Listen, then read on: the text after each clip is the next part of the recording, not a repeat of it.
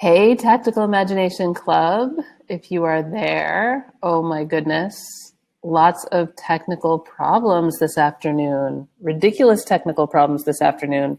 We have been doing the Imaginauts now for, I don't know, we've done 10 episodes and we've never had technical problems like this. Are we live?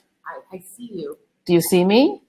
Julie, the studio wizard, is here. We've been trying to figure this out for the last hour, connecting Crowdcast to Facebook Live for this interview. And our wonderful guest today, Monica Martin, has been patiently standing by. So I'll go look and see if I can see it too. I see a video. Oh yeah, there's a video and it's happening. Is it happening? Yes, it's happening. I see myself. Hi, Ashlyn. There's 2 people in here watching. It's all good. It's happening. It's a miracle. Okay, it says live. All right, let's get started. Yay! Welcome to the Imaginauts weekly live interview show for the Tactical Imagination Club. I am your host, Amy Walsh. I'm the founder of the Bureau of Tactical Imagination, and I started this weekly event so that members of the Tactical Imagination Club, people who you may have seen around if you've been around the group for more than a minute, can start to see each other, see how each other works.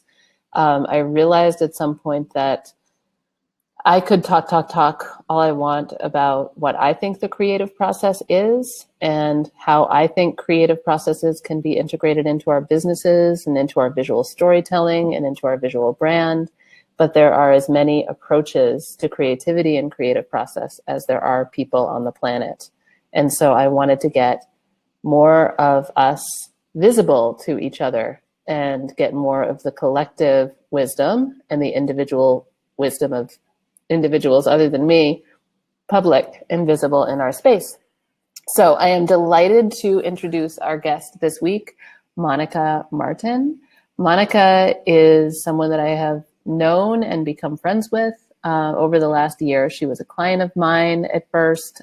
She was in a course of mine, and we've just become kind of friends and work colleagues, peers over the last year.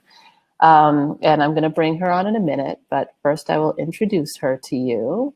And for anyone who is watching live right now, we are going to talk for about 20 minutes, Monica and I. We're going to show slides of some of the work that she's done over the last year.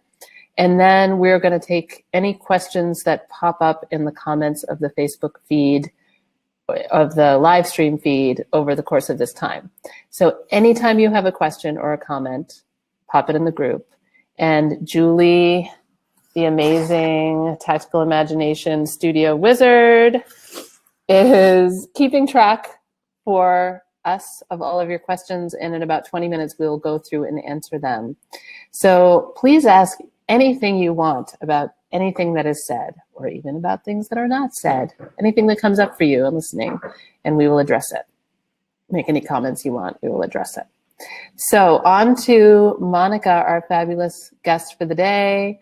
Monica is a spiritual embodied teacher, and she's a mystic and an artist. She's dedicated her life to supporting others through trauma recovery and embodied transformation. And she teaches her students to connect with their bodies as powerful tools of inner wisdom and to live life to the fullest expression. So she works with mysticism, somatic awareness, transpersonal psychology, spiritual guidance, intuition. She's a craniosacral therapist. She has a master's in holistic psychology. And now she is, in addition to running her business and doing all of the other things she does, she's working on a PhD in East-West psychology. And she's working on transforming complex childhood trauma through spiritual embodied consciousness. So when Monica and I first started working together, she was interested in how she could explore all of her work and the kind of threads that run through her work more visually. And very soon it was obvious that she needed very little guidance in doing that, really, because she was able to set up situations where she could kind of get out of her own way and let magical things happen with the camera and the materials that she was working with. I want to keep talking about it, but I'm going to wait and have her talk about it. So we're going to talk about that today. We're going to talk about how she arrives at images and how that's related to all of this work she does around embodiment and mysticism and the things that she studies and practices. So without further ado, let us welcome Monica Martin. And I will invite her up onto the screen, and she should be here in just a moment to the sound of the applause of the masses. There she is. Monica. Thank you so much for coming. Thank you so much for having me. So I just did a little bit of a rundown of who you are and what you're working on in a general sense, in the bio sense. But can you talk about maybe just these days, like what's been on your mind these days? What have you been working on this month, this year? This month and this year, I am in the process of birthing a center, an actual physical in-person center that is focused on trauma and grief recovery. And it's like it really is this incubation and this birthing process, because I'm going really slowly and intentionally about building safe space, building community. What do I want this to feel like? Like when somebody enters into the door, like it's the ripples of the pond. Like this is my droplet, like teaching others how to just be present with one another. And so that's what's birthing the last like month and a half of going through this download process. And simultaneously, as the universe always works in the wonderful ways it does, my one-on-one work has increased. And so the one-on-one work, I work with people who have trauma, and it manifests in different ways as far as emotional outbursts, emotional regulation, memories, flashbacks, irritability. And most of the people who get referred or arrive at my doorstep have tried the gamut. They've tried traditional therapy, they've tried somatic work, and it just hasn't gotten the relief. And part of the process, and this is part of why the center is this slow unfolding, is how I work with trauma, is that it's about just holding space with it and not fixing the emotions. The emotions come up and not attaching, oh, this happened because X, Y, and Z, just staying in that place. And this will come back around because it's so how I do my artwork. and right? And it's just, how do you stay with this process? The emotions, the sensations, and notice, where does it want to go? And as soon as the mind wants to, oh, I know what's happening and I'm supposed to do this, then you're disconnected and you lost it.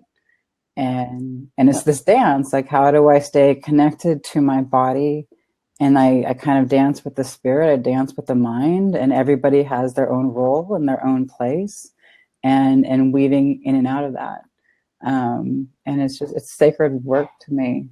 And the artwork is part of it too. I've gotten really excited because, especially when it comes to my business, and what I have noticed as of late is when I'm not doing anything and I don't have a plan is when things start to show up.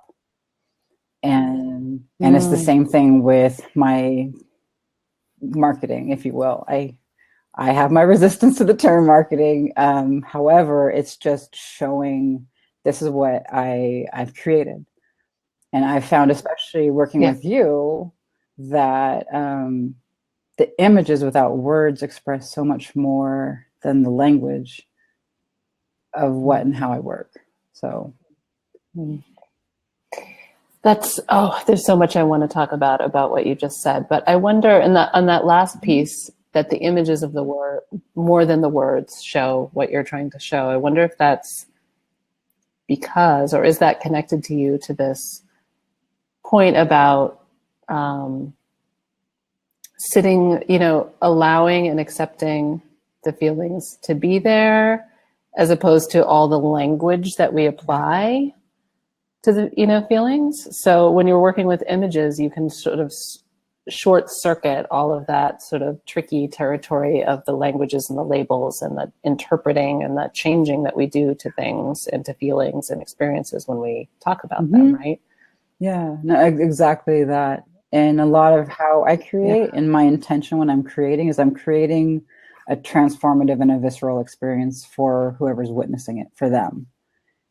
And holding that intention as I'm creating, I have no specific, like what I'm creating or what I want this to look like.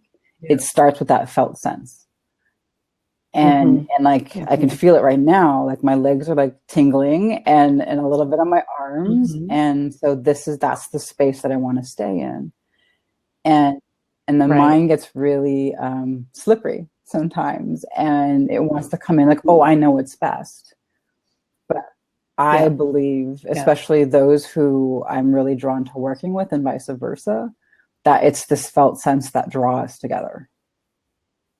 And I'm so excited to be talking to you about this, because I think there's a lot of people in the Tactical Imagination Club and generally in the worlds of personal development, coaching, spiritual work, etc., who come to me with this question. I'm so excited to talk to you about this, because I think there are ways you can answer this question that I just can't, and they come with this question about, I know I need to market my work. I know I need to communicate it to the outside world. I know I need to do it in a way that's accessible and that makes sense to people, and so that they can understand who I am and what I do and how much it costs and the logistics and the results and all of those things that you're supposed to communicate about. But fundamentally, like what's at the heart of the work that I do is something indescribable.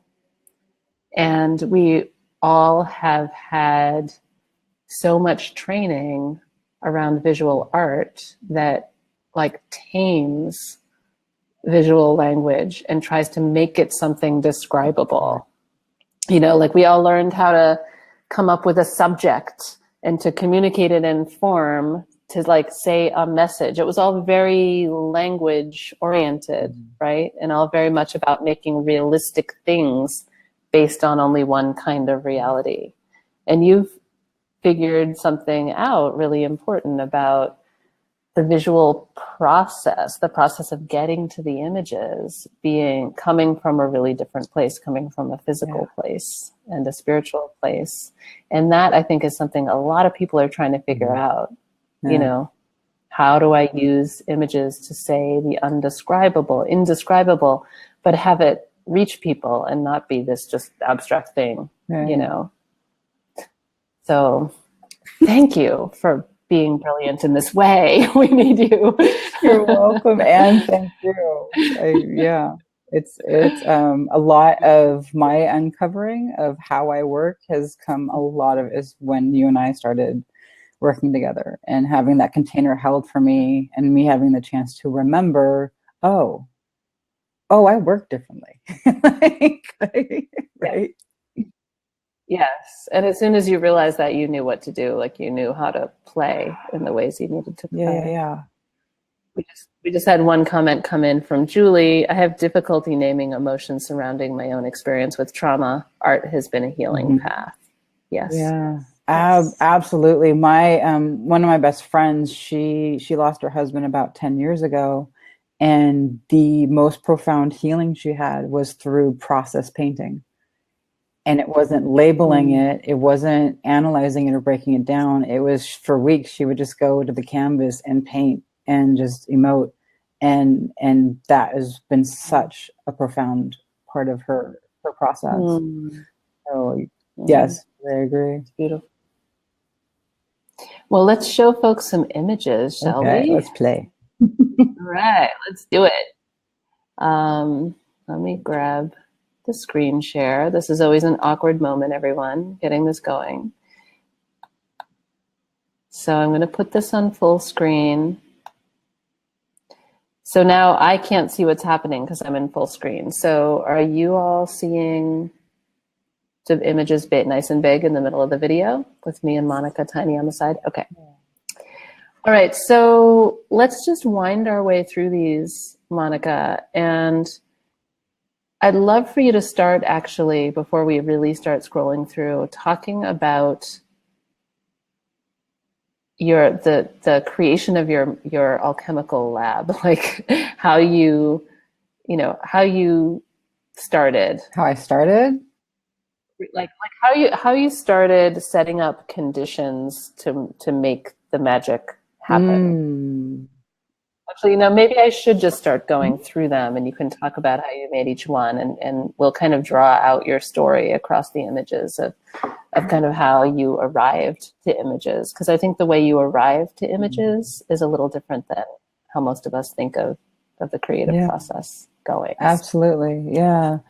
So this first image, I created it with your last run that you did in the group on the selfies. And and the image, as I was just creating it, like originally I was taking selfies of myself on the other side of the glass in my shower. And so I had the different, it was I love textures, I love shadows. And so I was just playing with it. And to describe like how I take pictures, and this is interesting as well, I've never had to take myself. But what I do when I'm taking pictures, either as the subject or the object, is I drop down. And when I say I drop down, like I drop myself down into my belly. And I don't take a picture until like it feels, I am very, very much visceral, felt sense, like, ooh, like I can't explain it, but this is it. I'm in the spot. And so as I was taking the photographs, like I would set the timer on and just let the pictures run. And then I just shifted myself into this meditative space, like wherever my eyes wanted to go, I would flow and go that direction. And so when I take my pictures, like whatever I see is always an afterthought and an end result. And when I started to play with, I rarely play with filters, and playing with this, you and I have talked about it. What happens in the pictures that I take, I go into this multidimensional space. It's not just like this 2D, 3D world. It's almost like you could feel there's something else there. And I believe a lot of that is the way I take the pictures, is that I'm not just capturing a moment, I'm capturing the sense. So yeah. So you have your camera on a timer, taking pictures like every few seconds. When I did the selfies, yeah. And I would it was almost like it's on rapid fire, and I'd be doing my own thing on the other side of the glass. Whereas when I take other pictures, when I'm not the subject matter of the pictures, my fingers it keeps hitting. And it is like authentic movement. I remember like Tiffany was talking about authentic movement, right? And so like, oh no, this is where my hand wants to go. We're going this way. We're going this way. And it's just this fluid, like, I don't know what's happening. And I actually laugh at myself, and it's part of like this play. I'm like, I don't know what's happening, but this is what we're doing. And it's like, it starts creating itself. Like the camera becomes an extension of my eye, an extension of my arm. And the more I can shift myself and practice in that space of, ooh, this is fun. Like, I don't know what's going to happen. And when I look at the images afterwards, I'm like, whoa, I couldn't even made that if I even tried. If I set the right lighting, set the right texture, set the right, scene, I could probably try, but it'd be really challenging as opposed to just trusting. You are speaking my language so much right now without I don't know what I'm doing, and we're just doing this and laughing.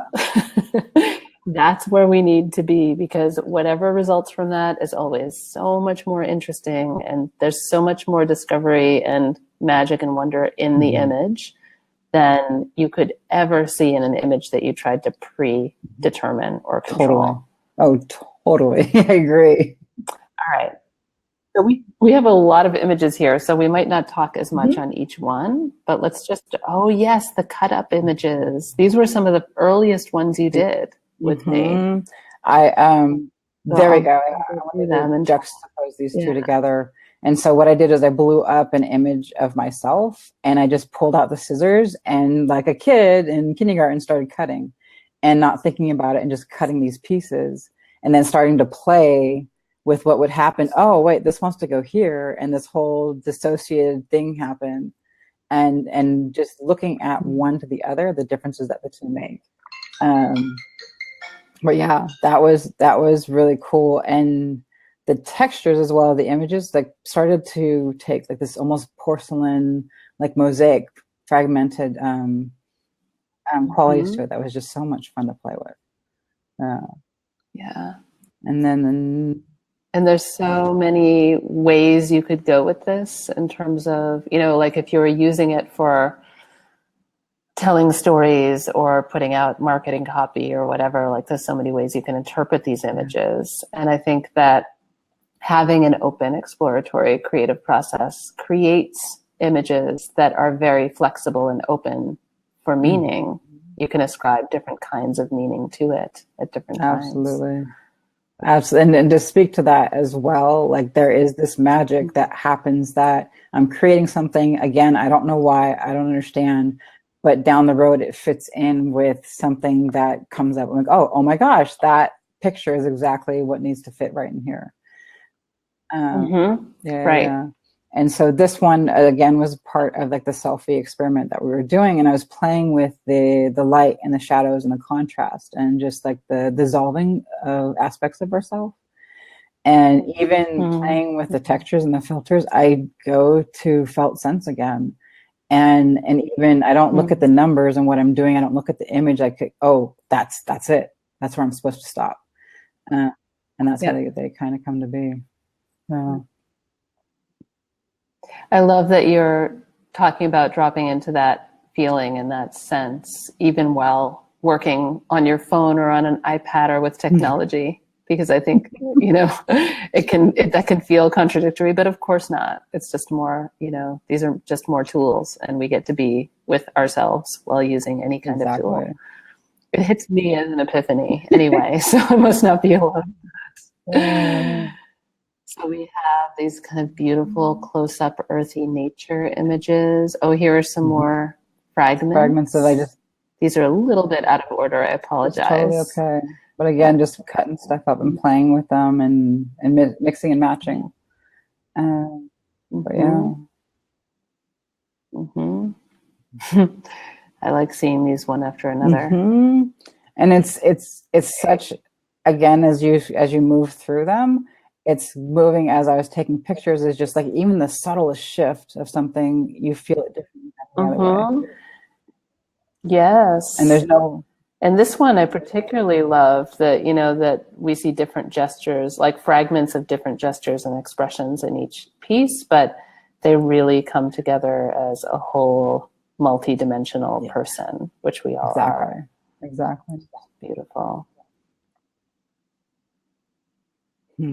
That one was the original. So that one was fun because again, playing with the images, I ended up propping them up. So they're not all flat. It's almost, and it puts them on different planes. And so visual planes, it kind of distorts them a little bit too. And there's lovely light and shadow play going on behind as well. Yeah. I just love about this one how, you know, the original photo already had a kind of tenderness to it, but what you've done with it increases that so much, you know? That's really sweet. Okay, so let's talk about these Tavius experiments. This is Tavius is Monica's partner. He's my cutie pie. These experiments that I did with him was amazing, and it was actually a really healing process for him as well. Each series, I had him call in and evoke a certain emotion, and we started to play a song that he could tap into it, as well as I work with essential oils and smells, and so like had like a whole visceral activation for him. And so he was able to just drop into these emotions and emote through the images. And so that was like stage one, was just capturing him in these different stages of emotion. And I actually want to back up here because some of these have this kind of dewy glass wall where we can really soak shadow. So you weren't just generating the raw material, which was, I shouldn't say just, because that was a profound experience in itself, but you were already playing with light and shadow and the sort of multidimensional thing. This is so interesting to see an image within the shadow as well. I think that's an unusual moment. Yeah, we ended up spraying the mirror and just to dampen it and get the different textures on it, and getting him, he was moving in however he wanted to move and he felt was right. And what I loved about this sequence and series as well is that there were moments when his face, like his face had one emotion, but how the silhouette and the behind him, the reflection, felt like a totally different emotion. And it's almost like a shadow self, which is fitting because that's his book, Shadow Work. This different shadow that was coming out. And again, it was playing, like as we were moving through this process and I'm taking these pictures, like, ooh, let's add this. What would happen if I would use this? Or I don't know what, but we need to add, like, there's one I did aluminum foil and to add that in there. And again, these were all like coming from my belly, like this is what needs to happen. And let's see what goes from there. Yeah. And this, everyone who's watching or who will watch, this is part of the idea of the alchemical lab. Monica always used, or I don't know about always, but often in these processes used light and, like you said, water in a spray bottle, light coming through a window, candlelight, burning things, like a lot of just elemental forces you brought into it. But today's the first time I've heard you speak about it the way you have today, about that process of really being in your belly, in your visceral self, and just moving and moving and moving and kind of letting the gestures drive. It's really beautiful. So more of Tavius. And then this started to happen. Yeah, so then I took the pictures that we took, and then I selected, like I narrowed it down to, I think, 6 of them. And I cut them into pieces. And then I started playing with them in the palm of my hand. Like I was holding pieces of him in my hand. And again, playing with the light and the shadows and playing with how the images looked and appeared. I'm like, ooh, I like that. And you're so aware of material, like you're always aware of the images and what they're doing, like the subjects, the shadow and the presence and the body and the emotion and the expression, but also things like the surface of the paper and the texture of your hand, like those things communicate so much as well. And I love that you hold all of that together when you're making. Is this dipped in water? Is this a photo dipped in water? I took one of the images and I put a candle behind it for the backlight, and then I dunked it into water, and all these bubbles started to appear and distort around it. Here's more. Water and fire. So, everyone, if you're thinking something like, I want to use elemental forces, water, fire, you can go beyond drawing water or fire, or even photographing a flame or an ocean, and mess with it like this, like let water and fire really enter your process and see what it does. Fire, I will admit, I'm a little bit of a pyro, but fire is one of my favorite. Well, it's fitting for alchemy. It's one of my favorite ones. It's how fitting. These are the fire ones, because fire is so alive, and you definitely cannot control what's going to happen. And so I took this image and I slowly, as I was slowly putting it towards the flame, I was taking pictures as this process was happening. And here is the actual fire overtaking Tavius. such a collaboration with the forces of nature. Like you never could have created these shapes and forms. You know, you never could have created what fire can create. No. But you can work with it.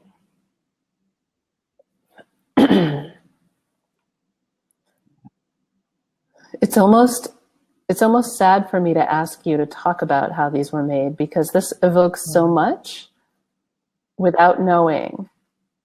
You know, like there's so, like I see like eclipses and I see the sun, you know, I see a dream space, but I do want you to talk about how these are made, because it's so, you know, I think people find it really mysterious, like how abstracted images or really poetic images or layered images get made. Like, how could someone have thought of that? How, you know, I just wouldn't even know where to start.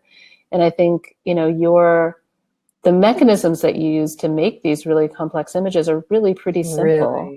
Really simple. And it's just about starting and letting yourself be in the process you describe. So what happened to result in this kind of image? This one was a different image, and I was just holding it and in front of the flame.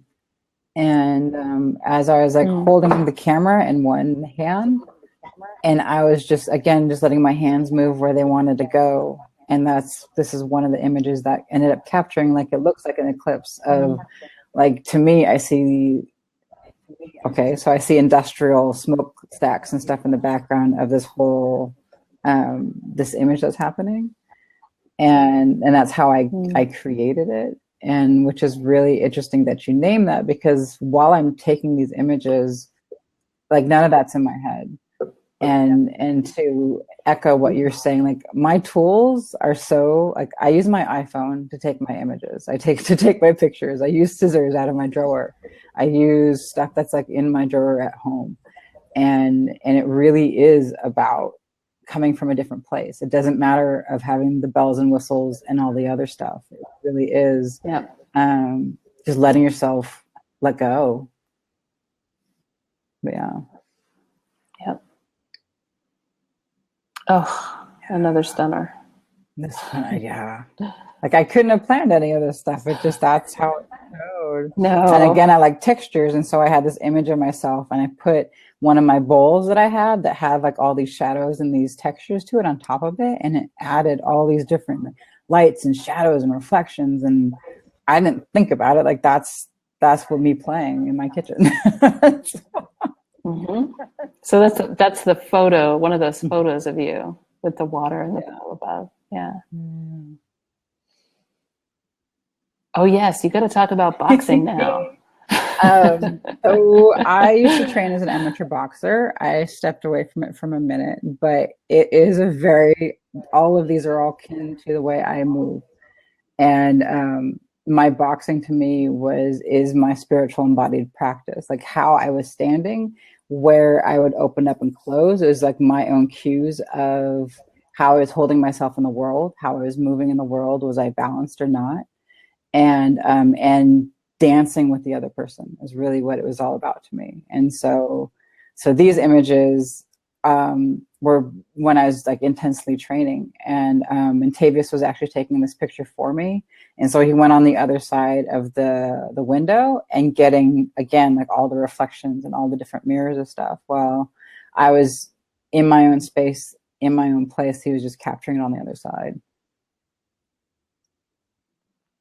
Oops. I think there's another boxing one coming, but and there's something that happens when you take an image that otherwise would have been pretty straightforward portrait of you getting ready to throw a punch or whatever. Not that it's that straightforward a portrait, but you know what I mean. To put this layer of window and reflection and shadow and dust and all those things, it just invites the viewer to consider the multiple kind of layers of experience, or the multiple layers of reality.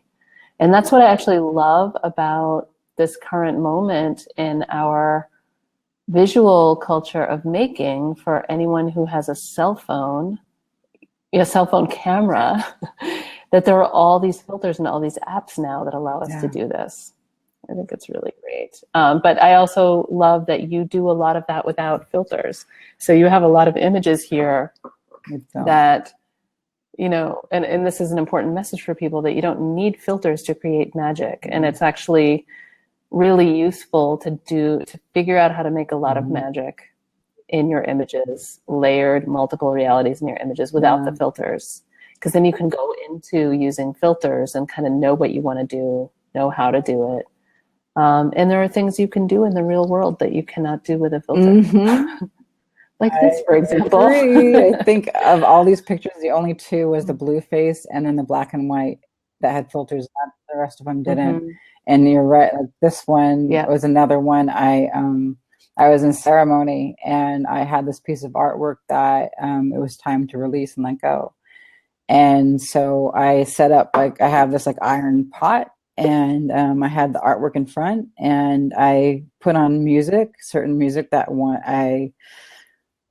to say Pink, because I love Pink, and she always gets me in that good embodied place.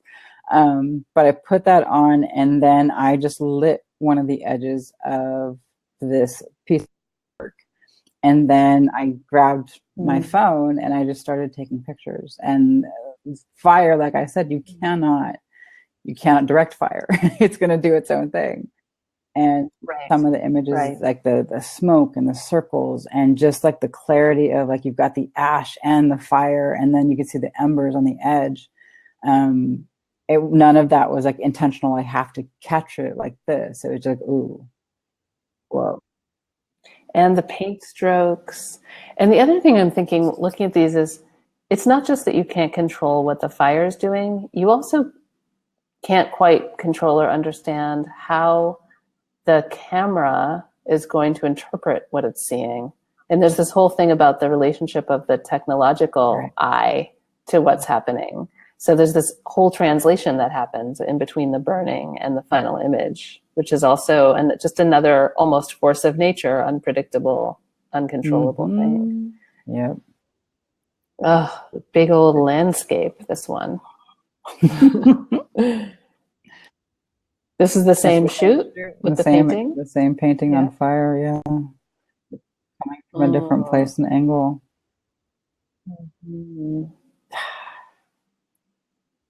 And then when it was done, I just started playing with my hands in the ashes and just capturing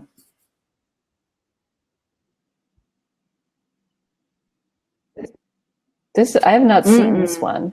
What's the story? I was playing with black and white for a little while, and I looked up. I was sitting down at some like office I had a meeting at, and I looked up, and I just the lighting and the reflections, and like, to me, I see worlds within worlds in front of me, and again, this is right in front of me, like how it's inviting me just to say hello.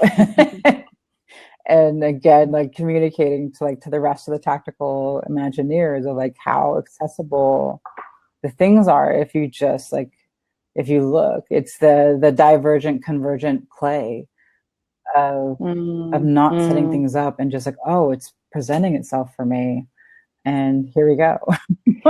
Yes.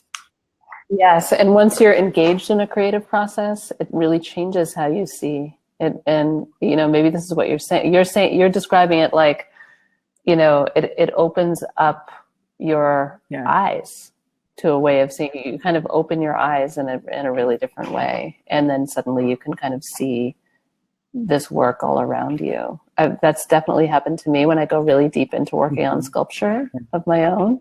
I'll go out into the world and everything will look really different. And suddenly houses are these incredible sculptural forms again, like things become fresh again. And, you know, and it reminds me of childhood. Like when you say worlds within worlds here, yes, I'm seeing these like magical miniature worlds with their own weather systems in those reflections. And it's kind of hilarious because then you also have a built architectural model up there, another kind of miniature world. I think we've got a few more left, so let's just kind of. This looks like another, like you're just sort of noticing the world in another way. The world becomes your Yes. alchemical lab, right? Yeah. Here's the other another one I just boxing loved. one. It's just like, it was like Yes. waves of waves in the reflection. Mm. Mm. Mm. And then And then these the last book two, I'm totally cover. stoked and excited. Tavius has a poetry book that's coming out in about a month or two. It's in the final stages. And I was asked to have my artwork to be the cover for shadow work. And so it's come together so beautifully that I captured it in images what he's captured in words. Mm. And you didn't have that necessarily in your mind when you first made these images. You were just generating raw material and playing and just exploring the creative process. And, some people really stress out that in doing an open-ended creative process, they're like, but I have stuff to promote and things to put on social media yesterday. How can I spend this time doing the stuff that doesn't have a quote purpose in terms of my business plan and my marketing and all that, when I've got these things that were due yesterday?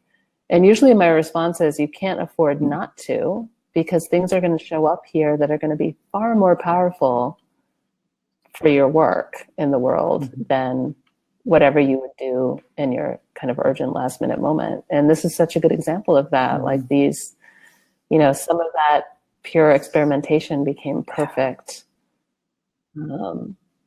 solutions to design problems in your business, or to design opportunities. Exactly.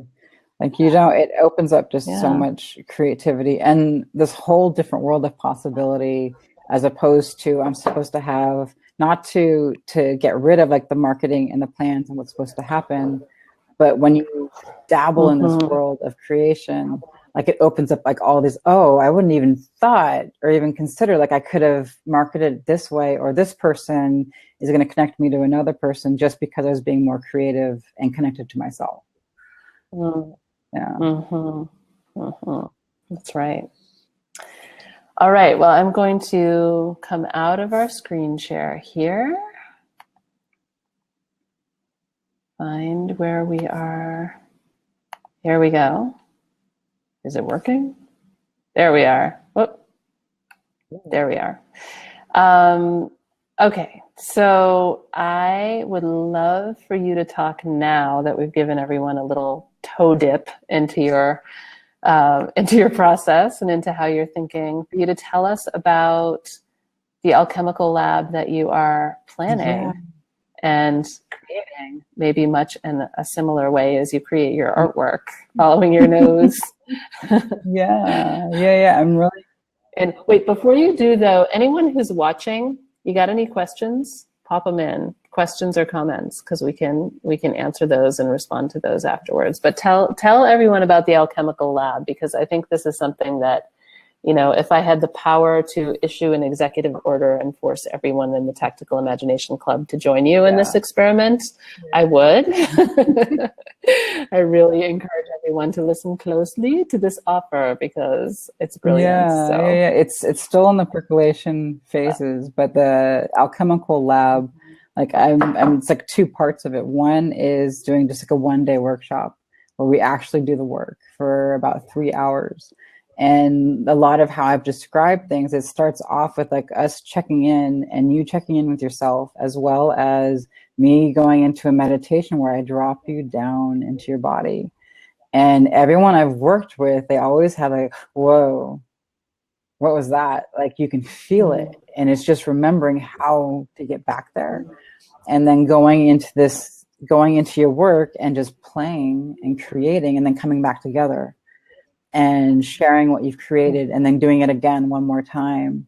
And so you're learning that tool. You're learning, like when you exercise, you're starting to use that muscle and starting to build your own somatic felt sense memory. Like, oh, I know what this feels like. Even if I don't know in my head, your body knows how to get you there. And so that's the Alchemical Lab of a day workshop of playing with me. And then I am working on crafting a little bit longer format of about 3 months of this whole evolving process, and it's transformation through creative expression. And there is a lot of my background being in trauma and in shadow work and giving a voice to these pieces that we've fragmented ourselves from. And there is such, oh, I'm getting chills on my legs. There's such a magic with giving them a voice and giving a safe space that they can create that is not in language and not in getting it right, that helps the transformation, and you come into integration. Like all your pieces of yourself now have a seat at the table and have a voice. And you have these tools on how to express and to play and to feel with. And so that's a longer process that I am going to, in about a month, I'm going to start that one. So I'm excited. I'm excited about it. So I am so excited too. I'm really excited about this. Yeah, there's something I was going to say about it too, but I lost it. That's okay. So if people are interested in joining you in either of these things, what should they do? I know you don't have, a sign up online yet for them, but should they comment yes here? Should they PM you? What would be the best way for them to get on your radar? Yeah, the best way is to PM me, or even shoot me an email at monica@monicamartin.org. And once I have a more solidified website visual, that I'll post the link in the group, and probably about a week I'll have all the information together. Great. But if you're interested and you're curious and you want to know more, reach out. I would love people who want to come play with me. She's super fun to play with, you guys. We had a lot of fun last year.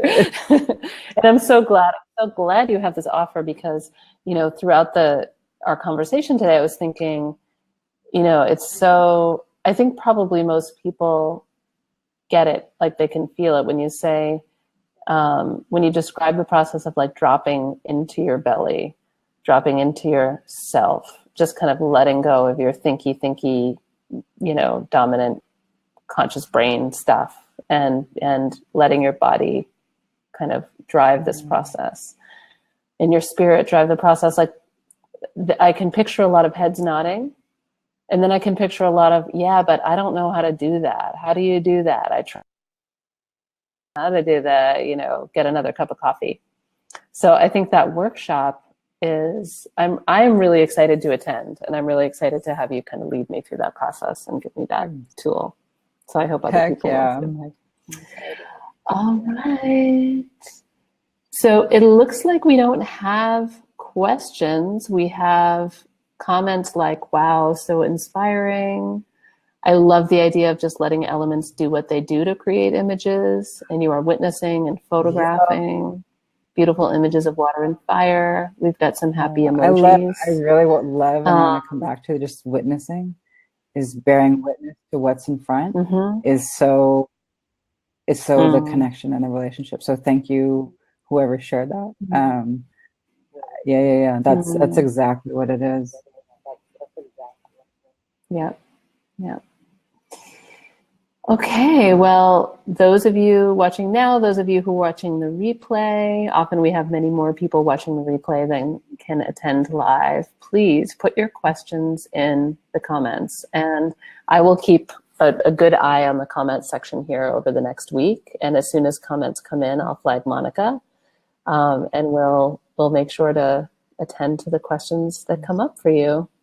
And yes, we will promote like crazy when she's ready to do the Alchemy Lab, because it feels like such a wonderful, deep resource for this group in particular.